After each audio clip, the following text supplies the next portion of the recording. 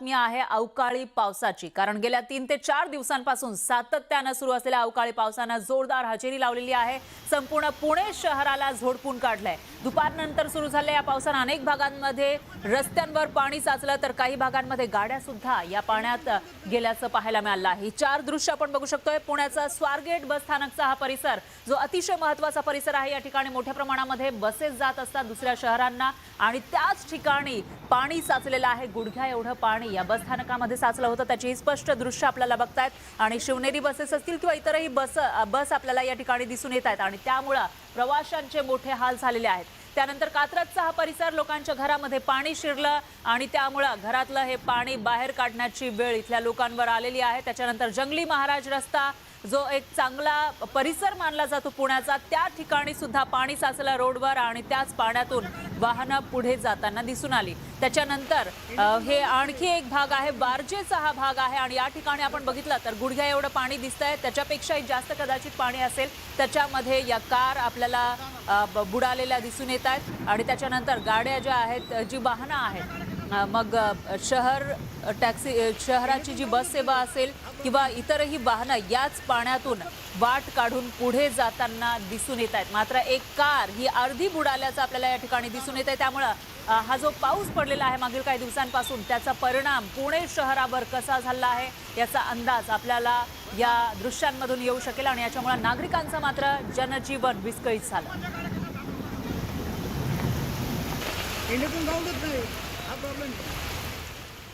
तर अशा या अवकाळी पावसामध्ये पुण्यामधल्या गंगाधाम चौकामध्ये होर्डिंग कोसळलं। या दुर्घटनेमध्ये कोणीही जखमी नाहीये, तर होर्डिंगचं मात्र मोठं नुकसान झालंय। दरम्यान सिंहगड रोड परिसरामध्ये अवकाळी पावसात झाड कोसळलं आणि या दुर्घटनेमध्ये रंजना नवनाथ गिरी महिलेचा मृत्यू झाला। एका ठिकाणी होर्डिंग कोसळलेला आहे, सुदैवाने त्या ठिकाणी कोणीही नव्हतं, त्यामुळे जखमी झालेलं नाहीये, जीवितहानी त्या ठिकाणी झाली नाही। पण दुसरीकडे एक मोठं झाड कोसळलं आणि त्याच्यामध्ये एका महिलेचा मृत्यू झालाय। पावसामुळे पुण्यात 82 ठिकाणी झाड पडल्याच्या घटना समोर आल्या। रस्त्यावर झाडं कोसळल्यानं वाहतुकीला अडथळा निर्माण झाला होता।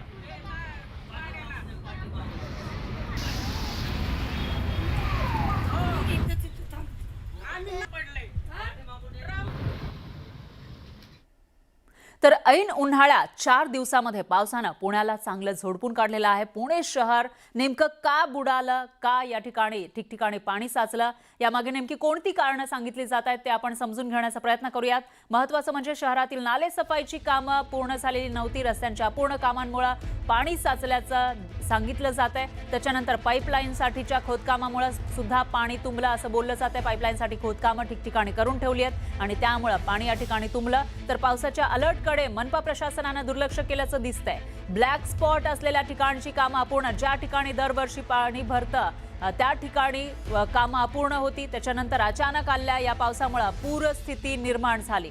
एकूणच असं म्हणता येईल की अचानक हा पाऊस आलेला होता, मात्र सलग 4 दिवस मुसळधार पाऊस पडला असला तरी देखील हवामान खात्याकडून इथं अलर्ट देण्यात आला होता। पण मनपानं याकडे दुर्लक्ष केलं का असा सवाल या ठिकाणी उपस्थित होतोय। कारण अलर्ट दिल्यानंतर तिकडची कामं लवकरात लवकर होणं अपेक्षित होतं, तरी सुद्धा ती झाली नाही आणि यामुळेच कुठेतरी पुण्यामध्ये ठिकठिकाणी पाणी साचल्याचं पाहायला मिळालंय। त्यामुळे आता या अवकाळीसाठी जरी मनपा तयार नव्हती तरी देखील येणारा जो पावसाळा आहे त्याच्यासाठी तोपर्यंत तरी मनपा ही कामं पूर्ण करणार का आणि तयार होणार का हा सवाल या ठिकाणी उपस्थित होतो। तर फक्त पुणेच नव्हे, राज्यातील सर्वच भागांमध्ये अवकाळी पाऊस कोसळतोय। सांगलीमध्ये ग्रामीण भागात अवकाळी पावसाने जोरदार हजेरी लावली। सतत कोसळत असलेल्या या पावसामुळे द्राक्ष पिकांना फटका बसलाय। धुळ्यामध्ये सुद्धा वादळी वाऱ्यासह गारपीट झाली। गेल्या 4 दिवसांपासून धुळ्यात अवकाळी पावसाने धुमाकूळ घातलेला आहे। या पावसामुळे गहू, कांदा, मका, ज्वारी पिकांना मोठा फटका बसलाय। अहिल्यानगर जिल्ह्यामध्ये वादळी वाऱ्यासह जोरदार पाऊस पडला आणि गारपीट सुद्धा झाली आहे। कोपरगाव, संगमनेर आणि राहुरी तालुक्यालाही गारपिटीचा सर्वाधिक फटका बसलाय। तर गहू, कांदा पिकासह फळबागांचं मोठं नुकसान झालंय।